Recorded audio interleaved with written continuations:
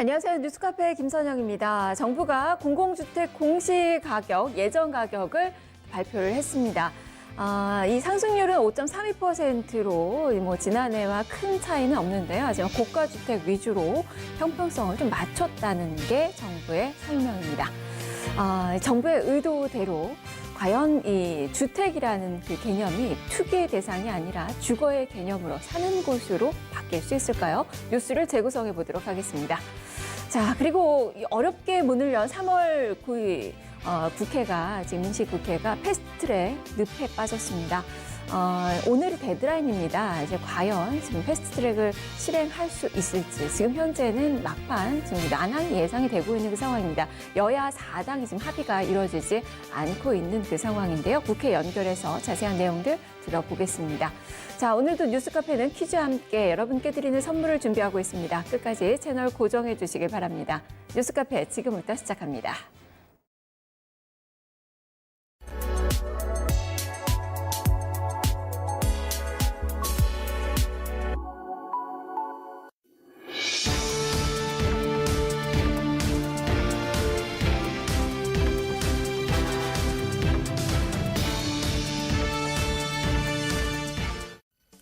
(3월 15일) 오전 뉴스통 주요 뉴스입니다.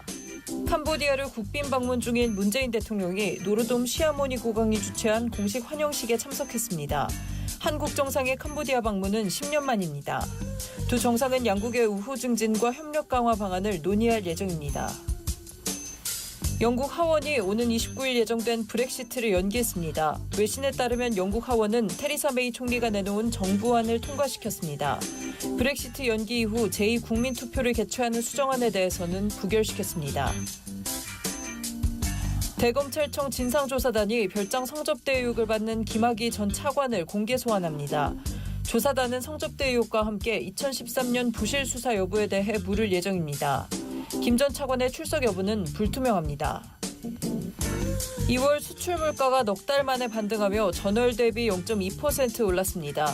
국제유가 급등에 따른 석탄과 석유 제품의 가격 상승 영향으로 분석됩니다. 수입 물가는 1년 1개월 만에 상승세로 돌아섰습니다.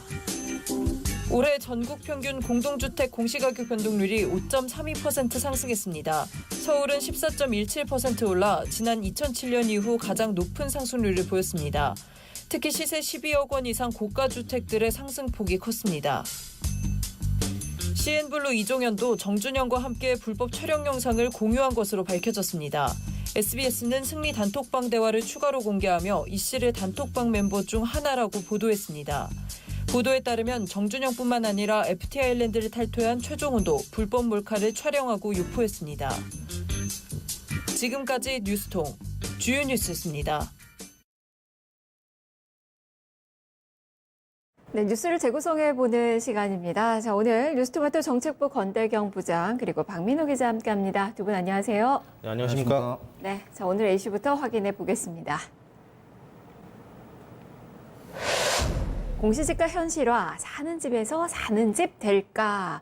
자, 오늘의 이슈입니다. 어제 정부가 어제 저녁 6시죠. 2019년 올해 공공주택의 공시지가 예정 가격을 발표를 했습니다. 오늘부터 열람이 가능하고요. 이제 정확한 확정 공시지가는 다음 달 30일에 나올 예정입니다. 자, 일단 좀 어떻게 발표가 됐는지부터 좀 짚어봐야 될 것 같아요. 그동안에 워낙 이제 집값 하락세가 나타났고 급매물도 좀 나오고 있는 그 상황이라서 이 공시지가가 이제 판도라의 상자가 될 가능성도 좀 있어 보이는데요. 하나하나 좀 보겠습니다. 자, 박민호 기자, 이 아파트의 공시지가입니다. 이 공시가격 얼마나 좀 오른 거예요? 네, 공동주택 공시지가가 어제 오후 6시에 이렇게 일찍 발표가 됐습니다. 올해 한 14% 정도 이렇게 올랐고요. 12년 만에 최대 인상폭이다 이렇게 평가가 나오고 있습니다. 무엇보다 이제 비강남권에도 보유세가 큰 폭으로 오를 것으로 예상되는 것에 대해서 이제 보도가 좀 집중적으로 나왔는데요. 작년에 서울의 공동주택의 이제 공시가격이 한 10.2% 올랐고 올해까지 합친다면은 2년 사이에 한 25%까지 이렇게 올랐다고 볼 수가 있습니다. 시세가 오른 주택에 대해서 이제 그만큼 뭐 세금을 더 걷는 것은 뭐 당연한 겁니다. 하지만 이제 집 한 채뿐인 뭐 중산층이라든지 은퇴자들이 마련한 그런 주택에 대해서도 이번에 보유세를 내는 그런 사람들이 좀 생겼다는 거, 그런 네. 부분이 있어서 달랑 집 한 채뿐인데 세금까지 내야 되나 이런 볼멘 소리를 내는 사람들도 좀 많이 는 게 사실입니다. 네. 정부가 이제 집값 잡기의 전쟁의 대상은 이제 고가주택 보유자나 혹은 다주택자에게 여기서 시작했던 게 이제 서울에서 집 한 채 가지고 있는 중산층으로까지 조금 확대된 것 아니냐 이렇게 비판적으로 보고 있는 시각도 있습니다. 그러니까 고가주택 보유자에게 세금을 걷고 그리고 다주택자들에게 세금을 더 걷고 집 한 채 가진 중산층에게도 세금을 더 걷는 이른바 이제 보유세를 좀 확대하는 방안으로 이렇게 가고 있는 것으로 보입니다. 근데 값이 오르면 세금을 내는 게 맞긴 한데요. 근데 오르는 것보다 조금 더 걷는 것 아니냐 이렇게 조세 저항이 좀 따를 것으로 예상이 됩니다. 근데 보유세가 사실상 이제 징벌적인 성격을 가진 세금이라서 다른 나라에서도 보유세를 실제 뭐 시행하고 있는 나라가 생각보다 그렇게 많지가 않습니다. 김동연 전 부총리도 보유세를 꺼내는 거에 대해서 좀 조심스러운 의견을 내기도 했었고요. 이제 부자 잡으려다가 집 한 채 달랑 있는 사람들까지도 피해를 보는 것 아니냐 이런 의견도 나오고 있습니다. 이제 민심을 좀 한번 좀 기사를 쭉 살펴보니까 민심을 좀 보면은 그냥 살던 집에서 이제 10년 정도 이렇게 살고 있는데 갑자기 가격이 오른 거죠. 네. 보유세 내게 생겼다 이렇게 이야기를 하는 분들도 있고요. 그 한평생 동안 먹을 거 아껴가고 입을 거 아껴가면서 집 한 채 마련했는데 세금을 더 내라고 한다면 나는 벌을 받는 것인가 이렇게 얘기하시는 분들도 있어요. 그리고 여기에 대해서 뭐 건보료라든지 연금 등 공시지가 기준으로 해서 부가적으로 세금이 오르는 것도 더 많기 때문에 일종의 세금 폭탄으로 받아들이는 분들도 상당히 많습니다.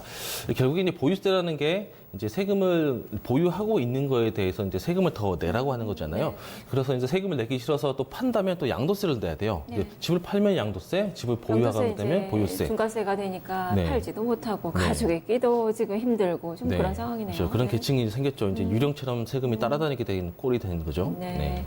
일단 박민호 기자는 이제 포커스를 보유세 뭐 이런 네. 부분들 세금 이뭐 공시지가라는 게 뭐 세금을 부과하기 위한 뭐 기준 가격이 되기 때문에 이 뭐 부동산 관련된 그 세금뿐만 아니라 건보료 그리고 기초연금 뭐 이런 부분에서 다 영향을 또 미치게 되니까 지금 뭐 볼멘 소리가 나온다라는 그 이야기입니다.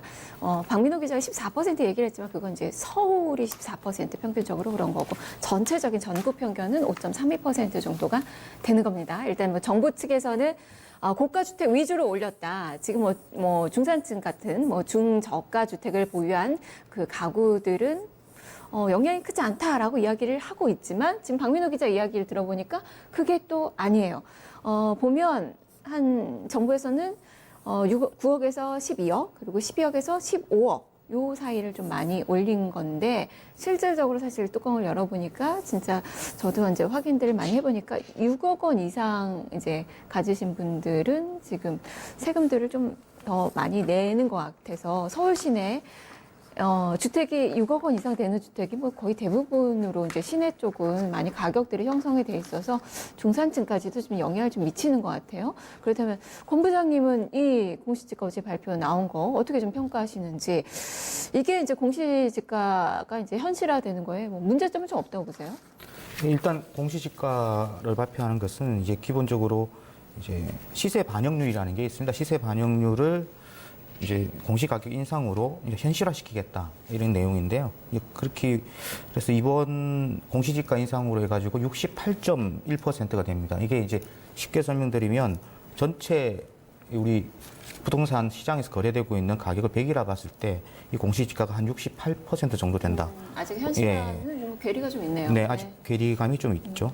그런 차원에서 볼 때 일단 국토부의 설명을 들어보면요, 이 6억 원 이하 주택은 시세 변동률 안에서 공시가격을 산정했다고 합니다. 그러니까 가급적 부담을 덜 주겠다는 거고요. 시세의 12억 원 초과 고가 주택 가운데서 지금까지 현실화율이 상대적으로 낮았던 일부 주택은 시세를 반영해 공시가를 높였다는 얘기입니다.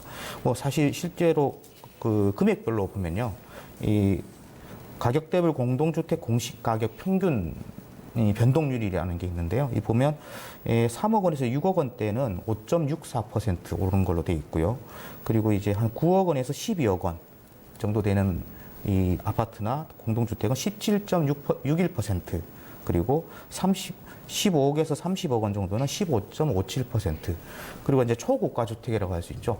30억 원 초과의 그 아파트에 대해서는 13.32% 정도 오른 걸로 돼 있습니다. 그러니까 결과적으로 12억, 그러니까 9억을 넘는 그리고 한 30억 미만의 고가 주택의 이 공시가격 상승률이 높았다고 보시면 될 것 같습니다. 네. 근데 30억 원 초과의 상승률은 상대적으로 낮았어요, 보니까.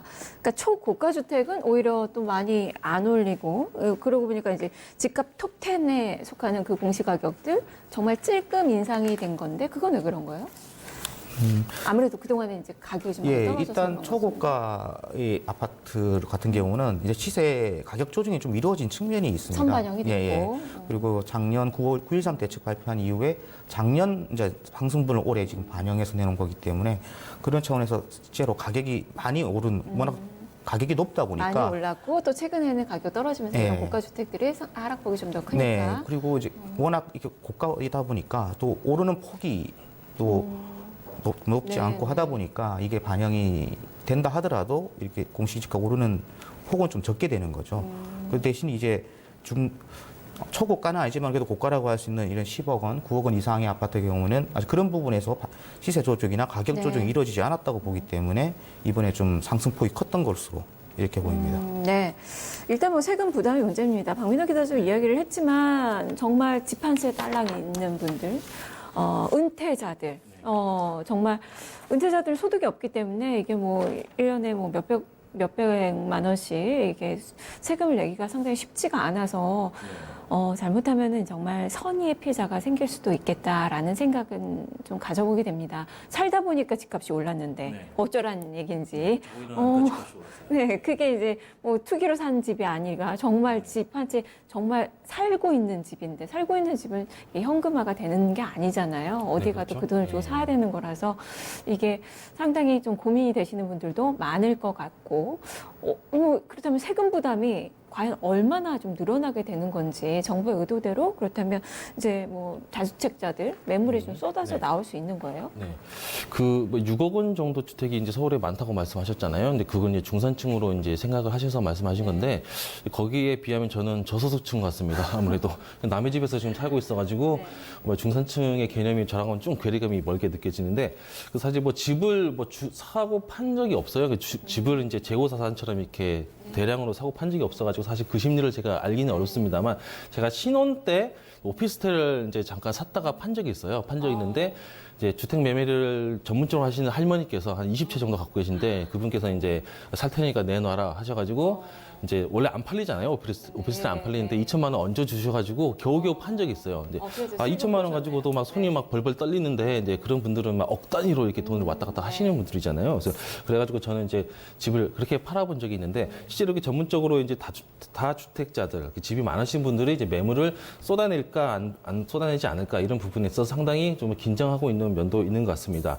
이제 일단은 저처럼 이렇게 예전에 이제 집값이 더 떨어지기 전에 팔아야겠다 하시는 분들은 분명히 파실 거예요. 아무래도 그러니까 버티기 어려우신 네. 분들도 내놓을 그렇죠. 거예요. 이제 네. 집을 이제 살아갈 목적으로 사셨던 분들이라든지 아니면은 약간의 시세 차익을 얻으려고 사셨던 분들 그리고 더 떨어지기 전에 더 팔겠다 하시는 분들은 분명히 파실 건데 그런 분들보다 이제 전문적으로 이제 매매하시는 분들 같은 경우는 좀 버틸 가능성이 좀 수익형 부동산을 많다. 가지신 분들. 네, 아무래도 이제 그런 부분들 거기로 인해서 이제 수익을 구조를 내는 부분들이 많기 월세를 때문에 올리면서 뭔가 네. 보존을 하겠죠. 그렇죠. 그런 방법들은 많죠. 그래서 이제 뭐 증여 형식으로 이렇게 바꾼다든지 아마 법적인 그런 망들을 피해가려고 하는 노력들이 많을 겁니다. 그러면 이제 뭐 세무사분들 많이 찾아가겠죠. 어떻게 보면 이제 세무사분들, 공인중개사 하는 분들 뭐 돈 벌어줄 일만 생기는 것 같은데 이렇게 세부담을 느끼는 다주택자들이 매물을 과연 쏟아낼까 좀 지켜봐야 될 것 같습니다. 이제 고가 아파트가 많은 지역은 일단 집값이 오른다는 과거의 그런 학습 효과가 있었고요. 그리고 또 주택 매매자분들 투기하시는 분들이 맷집이 강해서 얼마든지 이제 버틸 수 있다는 그런 의견이 많습니다. 특히 지난 몇 달 전만 해도 집값이 엄청 올랐어요. 집값이 이제 10억 오르니까 그냥 계약 해지하고 2억을 내버리고 이런 분들 뉴스 보도에서 참 많이 나왔잖아요. 지금까지 벌어놓은 돈이 많아서 그분들 입장에서는 보유세 까짓 건 껌값이네 이렇게 여기는 분도 분명히 있거든요. 주축이 되는 분들이 버티면은 전체적으로 시장도 버티기에 충분히 들어갈 수 있다라고 보는 거죠. 시세를 움직이는 그렇죠. 거니까요. 이제 네. 좀 안 좋은 말로 복부인 뭐 이렇게 얘기하는데 그분들이 중심으로 해서 버티면은 이제 투기 심리가 같이 버티기로 가는 거죠. 그럼 정부랑 이제 투기꾼이랑 누가 더 오래 버티냐 근데 결국 이제 제로섬 게임이 갈 수 있다는 거죠. 집값이 엄청 폭등했기 때문에 그 보유세를 내면서도 이제 버티는 네. 그런 심리가 분명히 작용할 것이다. 지켜봐야 되는 거고 네. 보유세라는 게 사실은 조세 저항하고 친구예요. 보유세라는 게 항상 조세 저항이랑 네. 따라다니는데 반발이 좀 있을 것 같아요, 네, 그렇죠. 지금. 네. 집을 팔아서 소득이 생겨야 세금 내는 건데 팔지도 않았는데 네. 보유했단 말로 세금 낸다는 것은 그럼 집값이 떨어지면은 떨어진 만큼 세금을 토해내야 된다는 거거든요. 근데 그렇지 않잖아요. 네. 거기에 대해서 조세 저항이 있기 때문에 분명히 투기하는 세력은 버틸 것이다. 이렇게 네. 보고 있는 입장이 많습니다. 다만 이게 뭐 부동산 시장 활성화가 됐을 때 얘기고 지금 현재 부동산 시장이 정말 그야말로 거래 절벽, 얼음입니다. 지금 시세가 움직이는 게 그냥 뭐 급매물들이 나와서 이렇게 한두 건 처리되는 걸로 가격이 하락하는 걸로 좀 보이고 있는 그 상황인데 지금 대출을 많이 끼고 있는 그런 다주택자들은 지금 상당히 고민이 될 만한 그 시기일 것 같아요. 이걸 또, 뭐, 월세로 전가를 하자니 지금은 또 매수자 우위의 시장이라서 지금 뭐, 깡통 전세, 뭐 역전세 이런 이야기들을 좀 많이 하고 있어서 그것도 세입자가 들어와야 돈을 또, 뭐 월세를 올리든 전세를 올리든 할 수 있는 거라서 이게 쉽지가 않아서 못 버티는 분들은 매물을 또 내놓을 것 같고 급매물이 전체적으로 매물이 확 쏟아지지는 않겠지만 이런 급매물은 또 나올 것 같고, 어쨌든 지금 시장에서 박민호 기자가 이야기했듯이 증여도 그렇다면 지금 팔지도 못하고 뭐 보유하지도 못하고 이런 측면에서 증여도 많아질 것 같고 지금 부동산 시장은 상당히 지금 요거에 예민한 그 시기가 될 것 같거든요. 정부의 의도대로 주택 가격이 하락할 수 있을지 그 영향 좀 어떻게 보세요? 일단 제가 보기에는 다주택자는 일반적인 갭 투자라고 하죠. 이렇게 빚을 내서 집을 사는 분들하고 다르게 기본적으로 자산을 갖고 계신 분들이 많습니다. 그리고 일단 시장에서 전문가들이 보이게 이렇게 말씀을 제가 어제 들어보니까 뭐 큰 충격은 없고 일단 뭐 매물이 막 쏟아진다든지 뭐 급락한다든지 급등한다든지 네 그렇게 약간 조금 한쪽으로 기우는 정도의 그 전망은 제가 듣지를 못했고요. 기본적으로 급매물은 또 초고가 아파트나 고가 아파트를 중심으로 일어 나올 수도 있고요. 아까 박민우 기자 얘기했다시피 증여 부분도 좀 많이 늘어날 것으로 보입니다. 사실 실제로 이제 9.13 대책 이후에 그 증여 건수를 짧은 기간이지만 보니까 작년 12월에 5,776건이었는데 올해 1월에 보니까 5,841건, 뭐 근소하지만 늘어났습니다. 그런데 이런 추세가 계속 이어지고 있다는 것은 거래 절벽으로 따라서 일단 시중 자금이 이 부동산 매매 쪽으로 쏠리는 것보다 다른 쪽으로 관심을 가면서 이 이제 정여 쪽이나 그쪽으로 많이 이제 가는 것 같습니다. 그리고 실제로 뭐 배우자 간 거래 같은 경우는 6억 원까지는 비과세이고요. 뭐 그런 차원에서 보면 이 전문가들이 증여가 보기에는 많을 수 있겠네요. 네, 뭐 거래 절벽이 앞으로 좀 더 심화될 것 같고 일부 이제 좀 아주 보유세 부담이 크게 다가오는 분들은 급매물로 내놓을 것 같고 뭐 가격 조정이 조금 이루어지는 측면 뭐 그 정도 수준으로 일단 보는 분들이 많이 있는 것 같습니다. 네. 어쨌든 이번 공시 가격에서도 뭐 나타났지 정부의 의도는 아주 뚜렷해요. 투기를 막겠다. 그리고 주거의 개념을 정말 사는 곳으로 바꾸겠다라는 건데 주거의 개념이 정부의 의도대로 좀 바뀔 수 있다고 보시는지 어떻게 부동산 투기가 좀 막힐까요? 글쎄요. 이번 조치만으로 가지고 이 주택의 개념이 뭐 이제 자산을 불리는 투자의 개념에서 거주와 실거주를 목적으로 하는 네. 주거의 개념으로 바뀐다라고 단언하기는 어려울 것 같습니다. 왜냐하면 기본적으로 이제 우리나라 대부분 국민들의 자산이라는 게 부동산 쪽으로 많이 몰려 있기 80%가 때문에 부동산이죠. 네, 자산을 형성하고 있는 구조가 그렇게 돼 있기 때문에 한 번에 바뀌기는 어려울 것 같고요. 뭐 이제 종부세, 종합부동산세라고 하죠. 이게 이제 이번 조치로 뭐 한 14만 가구 정도에서 한 21만 가구로 22만 가구 정도는 늘어나게 되는데 그런 분들은 좀 부담을 느끼겠죠. 그렇다 하더라도 일단은 주택 투자의 개념으로 보는 인식이 그렇게 급격하게 변하지는 않을 것 같고요. 다만 이제 부동산 투기 부분은 이 시장 자체가 워낙 유동성이 크기 때문에 조금 지켜봐야 할 부분이 있는 게 이게 최근에 이제 부동산 투기 관련해서는 일부 지역에서는 개발 호재들이 꽤 있습니다. 이제 뭐 예컨대 최근에 정부가 얼마 전이죠. 저기 3기 신도시 발표한다든지 그리고 또 지역에 또 수건 사업들이 그 대규모 국책 사업 같은 경우는 예비 타당성 조사를 면제를 했거든요. 이런 부분 같은 경우는 그 주변에 이제 개발이 일어남으로 인해서 이제 집값이나 땅값 또는 불성일 가능성도 있고 부동산 투기 세력이 또 몰릴 수도 있죠. 네. 그런 부분에 정부가 잘 이제 면밀하게 관찰하고 투기 세력을 조금 근절하는 쪽으로 이제 모니터링 네. 하겠다. 이게 이제 정부의 이제 방침입니다. 정부의 그 노력도 조금 더 뒷받침이 돼야 될 것 같고 어쨌든 현실화율을 계속적으로 높인다는 게 정부의 의도고 2022년에는 거의 뭐 100%까지 높이겠다 이야기를 예. 하고 있어서 추세는 이렇게 좀 가는 것 같네요. 알겠습니다. 오늘 이야기 여기까지 좀 들어볼게요. 자, 뉴스투부터 권대경 부장 그리고 박민호 기자였습니다. 말씀 잘 들었습니다. 네, 감사합니다. 네, 이번 정부의 공시가격 인상은 정상화로 가는 이제 첫 걸음이라고 할 수 있겠습니다.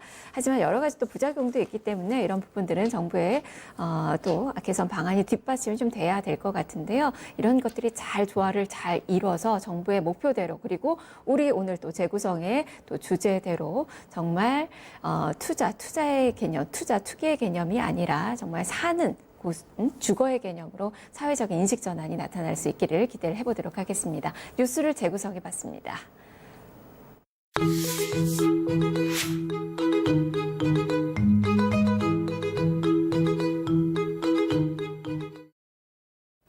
안녕하세요. 실시간 검색어 김은별 기자입니다. 실시간 검색어에서는 주요 뉴스를 한눈에 보여주는 뉴스통 검색어 8가지를 짚어드립니다. 오늘의 검색어 먼저 살펴보시겠습니다. 이렇게 8위부터 1위까지 올라와 있는데요. 8위에 고 장자연 씨 올라와 있습니다. 이 고 장자연 씨 사건의 목격자이자 동료 배우 윤지호 씨가 오전 10시 30분 기자회견에 참석했습니다. 윤 씨는 이날 고 장자연 씨 이슈가 묻히지 않기를 바라면서 불상사가 되풀이되지 않기를 소망한다고 말했습니다. 6위에는 삼성물산 7위에는 기아차 노조 올라와 있습니다. 뉴스와 함께 살펴보시죠. 기아자동차가 노사가 9년간 분쟁을 벌여왔던 통상임금 문제를 마무리 지었습니다. 기아차 노동조합은 14일 상여금 통상임금 적용 및 체불임금 노사합 위한 찬반 투표를 진행해 찬성률 53.3%로 가결됐다고 밝혔습니다. 기아차 근로자 2만 7천여 명은 정기상여금, 일비, 중식비 등 일부 항목도 통상임금으로 포함해야 한다며 지난 2011년 소송을 제기했는데요. 법원은 1심에서 사측이 근로자에게 원금과 이자를 포함해 4,223억 원을 지급하라고 판결했으며 2심 역시 노조의 손을 들어줬습니다. 합의안이 확정되면서 노사는 법적 분쟁을 지속하지 않고 통상임금 사안을 마무리 지었습니다. 6위에 삼성물산 올라와 있습니다. 삼성바이오로직스 분식회계 의혹과 관련해 검찰이 오전 한국거래소에 대한 압수수색을 단행했습니다. 전날에는 삼성 SDS 데이터 센터와 삼성물산 사무실에 대해서 압수수색을 진행했습니다. 5위에 이규현의 스포트라이트 올라와 있고요. 4위에 김부겸 올라와 있습니다. 김부겸 행정안전부 장관이 이번 청와대 개각 인사 내용 발표와 관련해서 발표 방식에 대해서 출신고별 발표는 상당히 치졸하다고 비판했습니다. 3위에는 반민특위 올라와 있는데요. 뉴스 함께 살펴보시죠. 나경원 자유한국당 원내대표가 해방 후 친일 청산을 담당한 반민특위, 즉 반민족행위 특별조사위원회를 국민 분열의 원인이라고 발언해 왜곡된 역사인식 논란이 불거졌습니다. 반민특위는 1948년 일제강점기 친일파의 반민족 행위를 조사하고 처벌하기 위해 만들어진 특별위원회입니다. 하지만 친일청산의 미온적인 이승만 정부와 친일파들의 조직적인 방해로 1년 만에 와해됐습니다. 여당과 다른 야당은 나 대표의 발언에 대해 즉각적으로 강력하게 반발했는데요.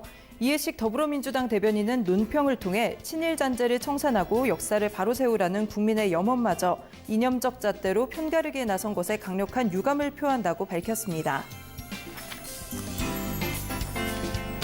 2위에 김성태에 올라와 있습니다. 자유한국당 김성태 의원의 딸이 KT 부정채용 의혹과 관련해 KT 전직 임원이 구속됐죠. 그런데 오전 한겨레 보도에 따르면 김 의원 조카 역시 같은 의혹을 받고 있다고 합니다. 검찰은 채용 절차를 어기고 합격을 응시한 자들이 더 있는 것으로 보고 수사를 확대할 방침입니다. 1위에는 7호선 탈선 올라와 있습니다. 기사와 함께 살펴보시죠. 퇴근 시간대 탈선 사고를 낸 서울 지하철 7호선이 탈선 구간이 완전 복구돼 오늘 첫 차부터 정상 운행 중입니다. 서울교통공사는 전날 7호선 수락산역을 출발해 도봉산역으로 향하던 열차가 오후 7시 22분께 터널에서 탈선 사고에 즉각 대처했는데요. 사고 약 7시간 만인 오늘 오전 2시 5분에 복구를 마쳤다고 밝혔습니다. 이후 안전점검을 벌여 이상이 없는지 확인한 다음 운영을 재개했습니다. 사고 이후 승객 290명이 현장 직원과 119 구조대 안내에 따라 도봉산역으로 대피를 마쳤습니다. 하지만 대피 중 먼지를 흡입한 한 명이 놀람을 호소하며 병원 이송을 요청해 현재 한일병원에서 치료를 받고 있는 것으로 확인됐습니다. 오늘은 이렇게 8위의 장자연 씨부터 1위의 7호선 탈선까지 살펴보셨습니다. 다음 시간에는 또 다른 검색어와 함께 돌아오겠습니다.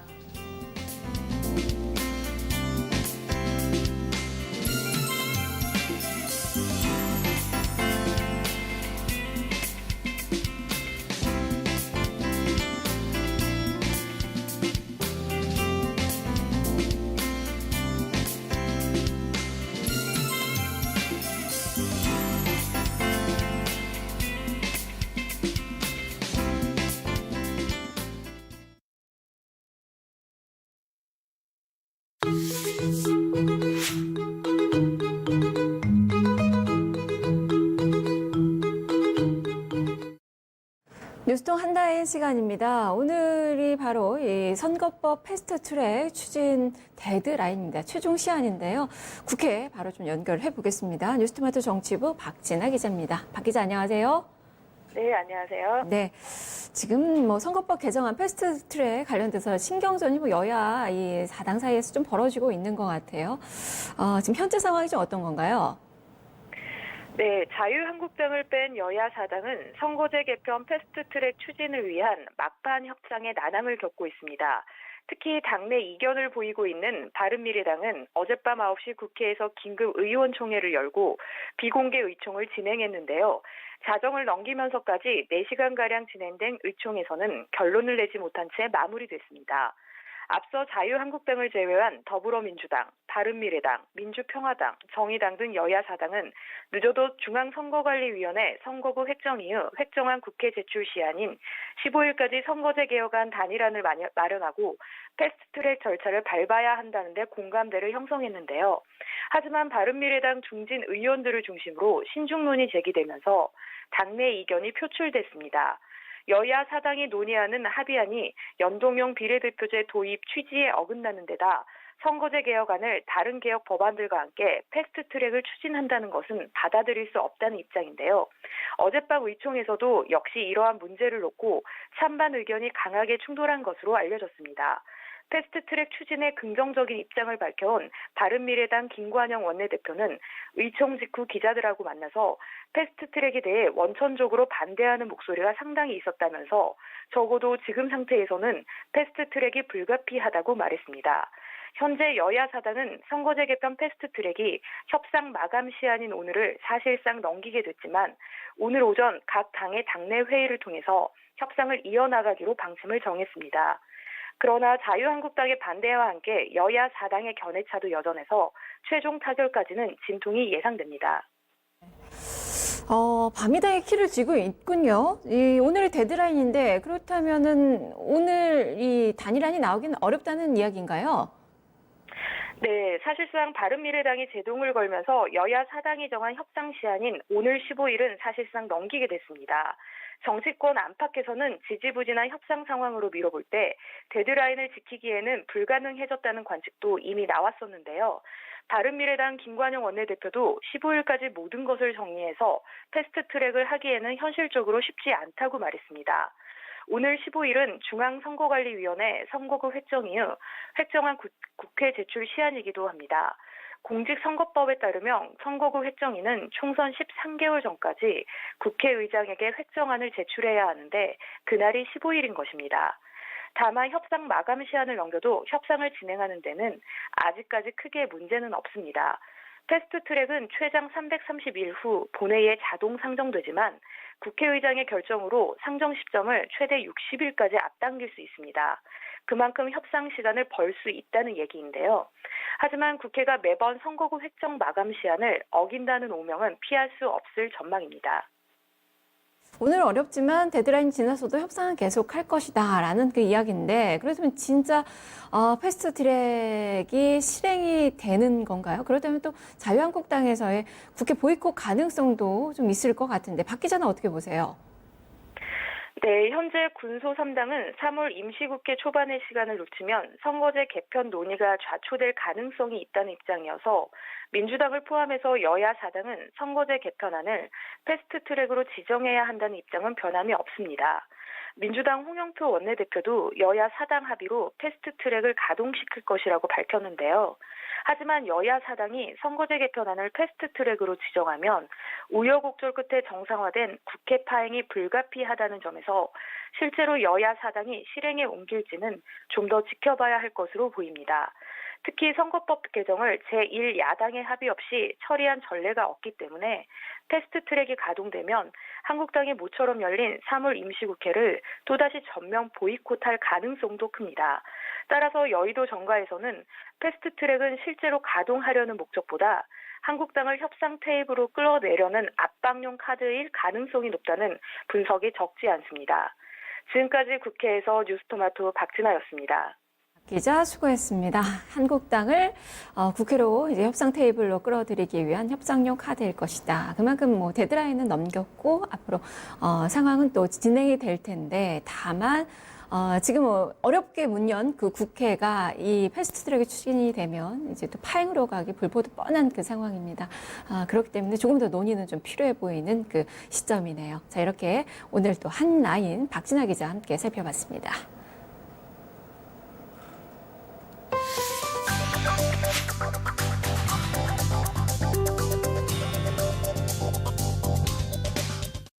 최근 3년간 한국인 2명이 스위스에서 안락사를 통해 생을 마감한 것으로 알려졌습니다. 두 사람은 각각 2016년과 2018년 스위스 비영리 단체 디그니타스의 도움을 받아 안락사를 택했습니다.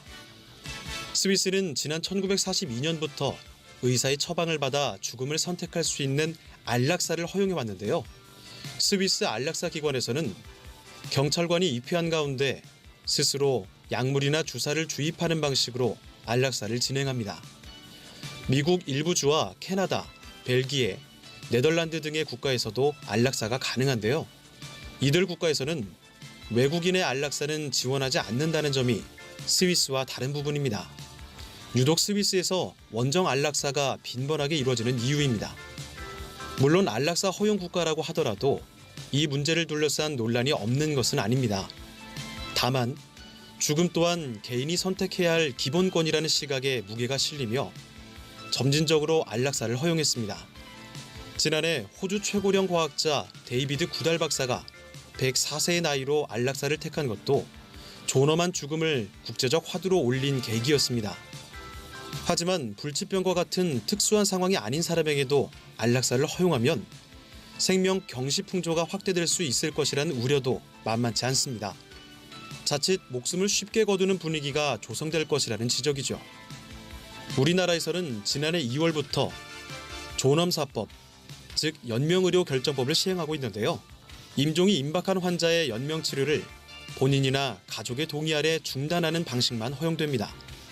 웰빙을 넘어 웰다이의 시대가 도래하는 지금, 안락사에 대한 논쟁은 여전히 뜨겁습니다.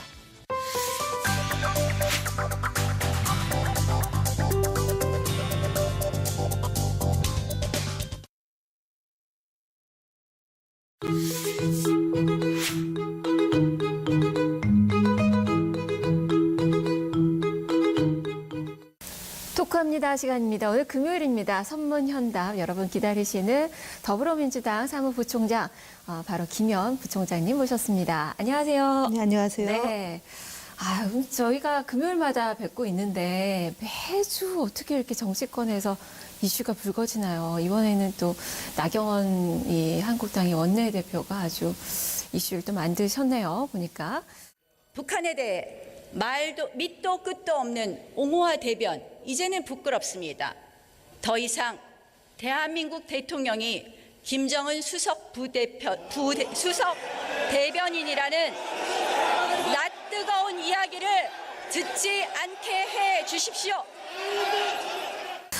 대통령을 모독하는 그 발언, 상당히 지금 사실은 네. 이제 방점이 이제 문재인 대통령을 모독했다라는 것도 있지만 네. 지금 그러니까 지난해부터 어쨌든 남북 관계가 개선이 되고 통일을 향한 국민들의 염원을 담아서 대통령과 정부에서 정말 각고의 노력을 기울이고 있지 않습니까? 네. 근데 작년에 이제 돌이켜 보면 자유한국당 이제 수뇌부들이 통일대교에서 가만히 깔고 이상한 모자 쓰고 번거지 모자 네. 쓰고 당시 이제 평창 동계올림픽 폐막식에 내려오는 김영철 부위원장을 맡겠다며 퍼포먼스를 했던 것이 기억이 나고요.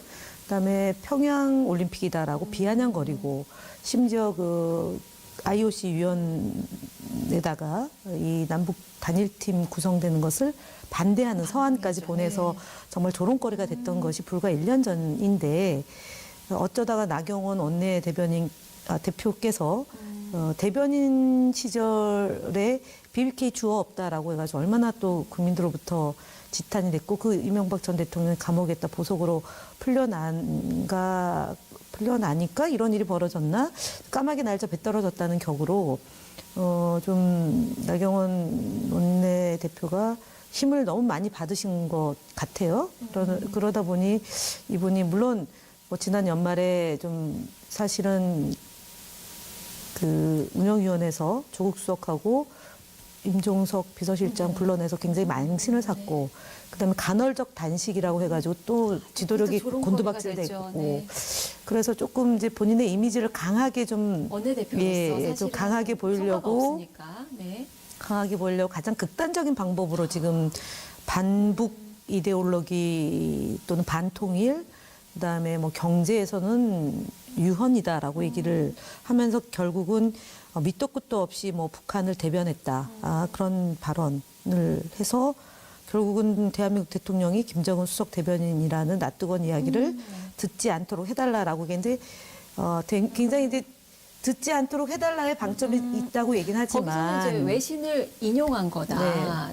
이게 그렇게 뭐 정말 요청을 한 거다. 듣지 않게 해달라고 이런 의도잖아요. 근데 네. 그 앞서 말한 게 이분이 북한에 대한 밑도 끝도 없는 옹호와 대변 이제는 부끄럽다.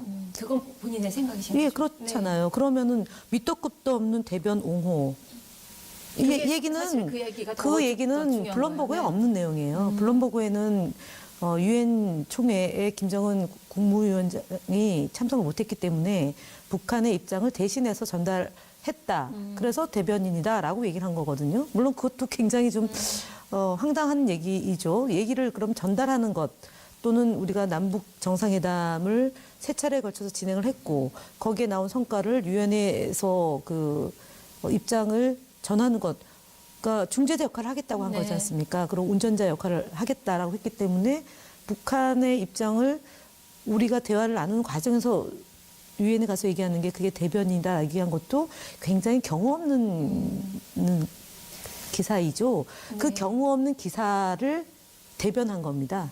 그러면은 사실은 이 기사가 요즘 나온 기사가 아니에요. 아니죠. 네. 작년에 네. 나온 기사이고 이분이 이제 뭐 연합뉴스에 근무를 하다가 블룸버그 통신에 가서 이제 근무한 지 얼마 안 되는 시기에 뭐 네. 북한 전문가다라고 해서 그 이전에는 뭐 그런 영역에서 기사를 쓰진 않았는데 뭐 그런 것까지 뭐 길게 얘기할 건 아니지만 그래도 그 제1야당의 원내대표가 언론에 보도됐다고 그대로 다 인용하고 인용한 것이 아닙니다. 인용이 아니라 자신의 생각을 담은 거죠. 그 단어는 네. 수석 대변이라는 단어는 어디에도 쓸 수 있는 거죠. 우리 당에도 수석 대변인이 있고 자신의 당에도 수석 대변인이 있기 때문에 그걸 인용했다고 얘기한 것은 눈 가리고 아웅 하는 거죠.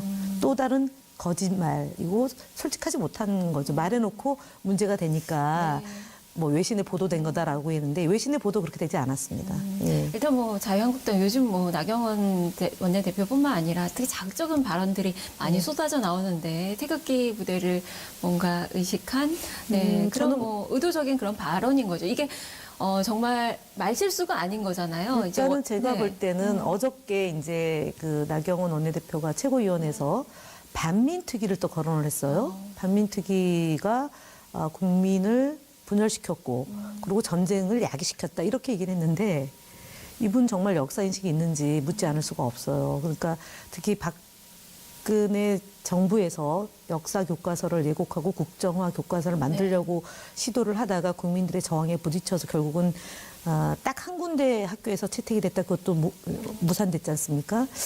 저는 나경원 원내대표의 이 친일적 발언, 그러니까 사실은 반민특위는 친일에 부역했던 사람들에 대해서 제대로 평가를 하고 그다음에 그 단죄를 하기 위해서 만들어진 건데 그것도 제대로 역할을 못하고 중단이 된 거 아닙니까?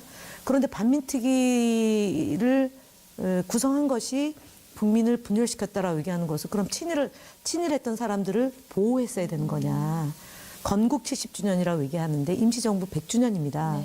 이번에 그 대표 연설에도 건국이라는 개념을 도용을 합니다. 그래서 결국은 우리의 역사를 제대로 인식하지 못하고 그 국정교과서를 만들려고 했던 그때의 입장에서 한치도 변함이 없고 외려 퇴보하고 있다.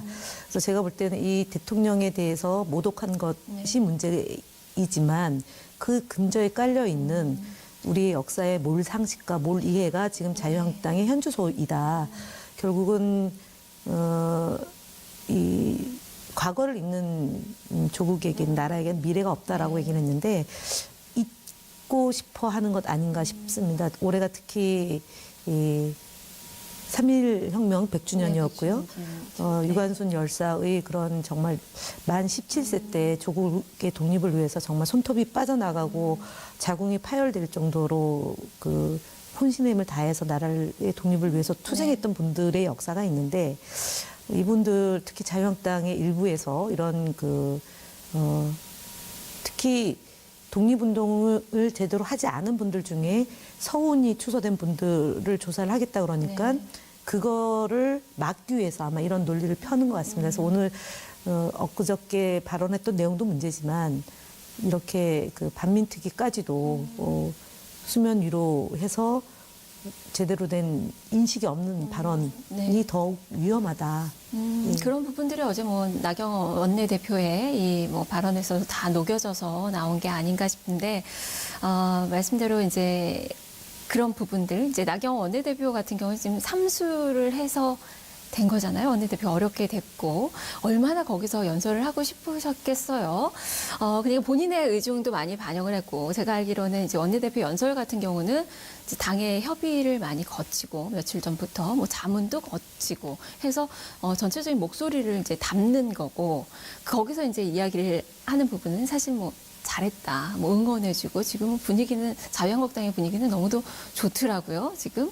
그리고 나경원 원내대표가 이제 연설 끝나고 나올 때 저는 그 장면이 참 잊혀지지가 않는데 화이팅을 외치면서 그 회심의 미소를 지으면서 그런 그 부분들을 보면서 뭐가 좀 잘못됐구나라는 생각은 가지고 있는데 다만 제가 이제 묻고 싶은 그 부분은 그게 미리 원고가 공개가 됐다는 거죠. 그리고 더불어민주당에서도 그걸 확인을 했을 텐데 그때는 이의 제기를 안 하고 나중에 이제 뭐 그건 연설하는데 엠바고라는 거죠 시스템이. 그러니까 연설문을 기자들한테 이제 1시간 전에 그 그리고 국회 자유한국당에서 들어갈 때 거기 보게 돼 있다고 하더라고요. 아니 깔려 있죠. 그러니까 국회 본회의장에 입장하는 시간이 10시니까요.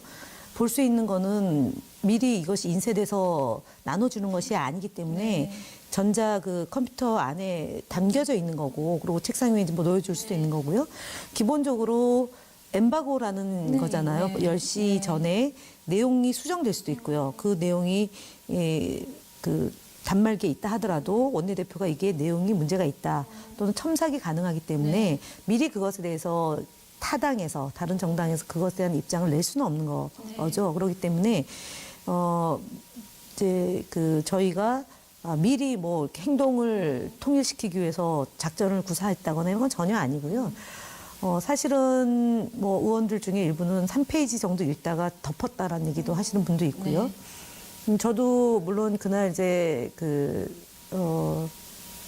기자들이 볼 수 있는 그 시간대 내용을 봤는데 저는 깜짝 놀랐어요. 정말 깜짝 놀래게. 그 부분에서 말을 또 더듬으시더라고요. 대표라고 아니 그게 아니라 끌려고 하는 게 아니라 아닙니다. 제가 볼 때는 그 수석 대표 또 수석 대변인 이렇게 한 거죠. 당황한 거죠. 그런 본인이 당황했다는 얘기는 이 정도의 그 문제 제기를 받을 줄 몰랐다라고 해서 당황할 수도 있는 거고 이미 그 부분은 다 예상을 그러니까 인식이 그 정도로 솔직히 말하면 천박하다는 거죠. 한 나라의 대통령에 대해서 우리가 예를 들면 원내 대변인이나 내지는 당 대변인이 그 정당을 공격할 때는 원래 최전방에 서서 싸움을 하잖아요. 그렇기 때문에 당의 입장을 보다 명료하게 또는 강렬하게 표현하기 위해서 단어가 굉장히 좀 자극적일 수는 있어요. 대변인은. 그런데 원내대표는 그 협상을 하는 창구지 않습니까? 여야, 그러니까 뭐 저희 더불어민주당도 그렇고 자유한국당도 그렇고 바른미래당 뭐 오늘도 이제 정당 대표 연설을 했겠지만 적어도 정제된 표현을 주로 쓰죠. 그 자극적인 표현은 한두 개는 있을 수 있습니다. 그러나 그것이 전체 의원들이나 국민들에게 분노를 유발시키는 표현을 쓰는 것은 제가 볼 때는 별로 기억이 없어요. 그래서 지금 나경원 원내대표의 발언은 사실은 민주평화당에서 이렇게 논평을 냈지 않습니까? 아베 정부의 수석 대변인이라는 얘기를 들으면 기분이 어떻겠냐라는 얘기를 민주평화당 논평에서 했습니다. 이거는 이제 대변인 논평인데요. 일본 자민당의 수석 대변인이라고 했으면 어떻겠냐라고 반문했습니다. 그러니까 그렇게 하기 시작하면 상당히 곤란해지는 거라고 저는 보거든요. 그래서 지금 나 원내대표가 그렇게 제스처를 취했는데 제가 사실은 조금 자료를 뒤져봤는데요. 2004년도 3월 12일 날이 이 노무현 대통령을 탄핵을 합니다. 국회에서. 열린우리당 의원들이 맞고 몸싸움하고 정말 처절하리만큼 막 끌려나가고 그런 날인데 그날 박근혜 의원이 자리에 앉아서 회심의 미소를 짓는 장면이 탄핵 시기에 그 본인의 탄핵 시기에 많이 인용 보도가 됐습니다. 저는 아마 그 사진이 지금 말씀하신 그 손을 번쩍 들고 파이팅 외친 그 사진이 아마 두고 본인한테는 내가 왜 그렇게까지 했을까라고 반성하는 사진이 될 겁니다. 왜냐하면 다만 이제 한국당에서는 그동안의 탄핵 때도 박수 쳤습니다. 그때 노무현 대통령 탄핵 때도 박수 치고 동료 의원들이 끌려 나가는데도 박수 치고 환호했습니다. 그러니까 제가 말씀드린 거는 박근혜 대통령이 탄핵되는 것은 234명의 국회의원이 여야 할 것 없이요. 그 정말 국정을 농단하고 헌정 질서를 물랑케 했던 것이 차고 넘치는 증거가 나왔을 때 탄핵이 된 거지 않습니까? 그리고 파면이 됐고 구속이 되어 있는 거고 노무현 대통령에 대한 탄핵은 대통령의 말 한마디를 가지고 당시 거대 여당인 자유한국당이 전신 한국당이 그렇게 폭거를 한 거죠. 그런데 웃었습니다. 현직 대통령 그런데 어쨌든 파면이 안 됐고 그 기각이 된 건데 제가 이제 나경원 원내대표를 볼 때 자신들의 지지층을 결집시키는 효과 물론 단기간적으로는 좋을지 모르지만 그래도 존재감은 확실하게 드러낸 거잖아요. 글쎄요, 뭐 박근혜 전 대통령의 존재감은 아마 전 세계의 존재감이기 때문에 저는 정치를 하면서 그런 존재감은 장기적으로 그분 뭐 지금 50대 중반인데요. 그렇게 해서 본인들의 결집을 얼마나 꿰어냈을지 있을지 모르지만 역사에서의 존재감은 제가 볼 때는 반통일 세력의 수장이고 그다음에 그 일본 정부의 입장을 두둔한 정치인으로 기록될 거다라고 말씀드리겠습니다. 네, 품위 있는 발언이 좀 아쉽네요. 알겠습니다. 말씀 잘 들었습니다. 네, 이렇게 토크합니다. 함께 하셨는데요. 여기서 퀴즈 시간 갖겠습니다. 자, 어제 정답부터 좀 공개를 해드릴게요. 한미 워킹 그룹이었습니다. 정답자는 펠리스 앤디님 축하드립니다. 선물 보내드리도록 하겠습니다. 자, 이어서 오늘의 문제 드리겠습니다. 자, 각 정당을 지지하는 유권자의 비율을 의회 구성에 반영하기 위해서 생겨난 제도로 정당의 득표율을 비례해 당선자 수를 결정하는 선거제도는 무엇일까요? 라는 문제입니다. 오늘 한라인에서 이야기가 됐던 내용이고요. 정답 아시는 분들은 뉴스토마토 유튜브 페이지에 오셔서 구독하시고 정답 남겨주시고요. 정답 남겨주실 때 꼭 이메일 주소 함께 남겨주셔야 선물 보내드릴 수 있습니다. 오늘 금요일이니까 영화 티켓 보내드리도록 하겠습니다. 자, 지금까지 토크합니다. 함께 하셨습니다.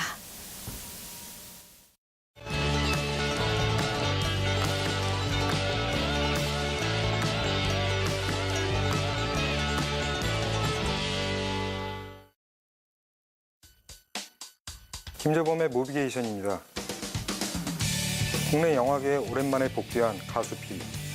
아니 배우로서는 정지훈이 출연했습니다. 영화배우 이범수가 제작을 맡기도 했습니다. 일제강점기 실존했던 인물입니다. 영화가 개봉하기 전 이 인물에 대한 논란이 있기도 했습니다. 하지만 영화는 영화일 뿐입니다. 영화 자전처왕 엄복동입니다. 자전처왕 엄복동은 암울했던 일제강점기 억압받던 조선인들의 쌓인 울분을 대신해 일본의 간담을 서늘하게 했던 자전차 선수 엄복동에 대한 일화를 영화적으로 각색한 이야기입니다. 경기도 평택에서 가난한 집안 3남매 중 첫째인 엄복동은 동네 시장에 물을 길어다 파는 물장수입니다. 어느 날 복동은 남동생이 대학 입학금으로 아버지 몰래 사준 자전차를 잃어버리게 됩니다. 거금을 주고 산 자전차를 되찾기 위해 복동은 집을 떠나 경성으로 향합니다. 그리고 돈을 벌기 위해 일미상의 자전차 선수 모집에 응시합니다. 타고난 체력을 바탕으로 그는 자전차 선수가 됩니다. 오로지 돈을 벌기 위해 자전차 경주에 나섰던 복동은 자신의 꿈이던 자전차 경주가 민족의 울분을 씻어낼 또 다른 독립운동의 방법임을 깨우치게 됩니다. 영화 자전차왕 엄복동에선 복동이 물장수로 생활을 하다가 잃어버린 자전차 값을 마련하기 위해 경성으로 올라가 자전차 선수로 발탁되는 과정이 그려집니다. 우선 실제 엄복동 선수는 물장수로 생활하지는 않았다고 합니다. 하지만 그는 일제강점기 조선인을 대표하는 최고의 스포츠 스타였던 것은 사실이었다고 합니다. 실제 엄복동 선수는 키가 165cm의 단신이었습니다. 하체가 상당히 발달해 자전차 선수에 적합한 체형이었다고 합니다. 반면 영화 속 엄복동을 연기한 정지훈은 185cm의 장신입니다. 그리고 상체가 상당히 발달한 체형입니다. 그래서 정지훈은 이를 극복하기 위해 촬영 기간 동안 정말 혀를 내두를 정도로 자전거를 많이 탔다고 합니다. 국권 상실기 암울한 시대에 국내 자전차 경주 대회에서의 연전 연승으로 민족적 일체감과 자긍심을 심어준 국민적 영웅이 바로 엄복동이었습니다. 지금으로 치면 피겨스케이팅의 김연아, 야구의 박찬호, 축구의 박지성과 같은 최고의 스포츠 스타였습니다. 송기정 선수 이전 일제강점기 조선인들의 자긍심을 일깨워준 최고의 스포츠 스타, 그가 바로 엄복동이었습니다. 이 영화에 대한 이른바 국뽕, 그리고 주인공 엄복동의 자전거 절도 사건은 이 영화가 개봉하기 전 논란이기도 했습니다. 우선 이 두 가지 지적은 모두 사실에 기반을 두고 있습니다. 하지만 영화에선 전자는 등장하고 후자는 등장하지 않습니다. 먼저 국뽕 논란은 영화 말미 엄복동이 자전차 경주에서 일본의 에이스 선수를 꺾고 승리를 거둔 뒤 벌어지는 장면입니다. 조선인들이 경기장으로 쏟아져 나와 엄복동을 에워싼 채 일본군의 총뿌리에 엄복동을 보호하는 장면이 있습니다. 이 장면에서 애국가까지 부릅니다. 애국심을 고취시키는 국뽕 장면으로 이 영화의 오개티로 지적되고 있지만 실제 사실을 고스란히 재현한 장면이란 것입니다. 반면 엄복동 선수의 자전차 절도 사건은 영화가 개봉될 즈음 기사를 통해 공개된 사연입니다. 실제 엄복동 선수는 선수 말년 자전차 10여 대를 도둑질했으며 징역 1년 6개월을 선고받고 서대문 형무소에서 복역한 전과가 있습니다. 사기가 꺾인 군대로 전쟁. 한 가지 더, 엄복동 선수의 자전차 대회 승리가 독립운동과 대한민국의 임시정부 수립 도화선이 됐다는 영화 속의 자막은 검증되지 않은 사실입니다. 물론 전혀 사실이 아닐 수는 없지만 영화적 비약으로 보기에는 무리가 있는 것도 맞습니다. 지금 중요한 건 일본 놈 한 놈 죽이는 것이 아니라 백성 하나의 마음이라도 되찾는 것이야. 자전차왕 엄복동. 일제강점기를 배경으로 독립운동을 하던 숨겨진 사람들의 얘기로 볼 수도 있습니다. 반면 스포츠 스타의 인간 승리 드라마로 볼 수도 있습니다. 트렌드에 뒤처진 낡은 스타일의 투박한 영화로 다가올 수도 있습니다. 하지만 그럼에도 불구하고 엄복동이란 이름 석재에 담긴 일제강점기 조선인들의 긍지와 자긍심을 일깨워준 승리의 스토리란 점에서는 충분히 즐기실 수 있을 듯합니다. 제가 꼽은 영화 자전차왕 엄복동의 별점은 별 1개 반입니다. 네, 김선영의 뉴스카페 오늘 준비된 순서는 여기까지입니다. 편안한 오후 시간 되시고요. 저는 다음 주에 다시 찾아뵙겠습니다. 함께해 주신 여러분 고맙습니다.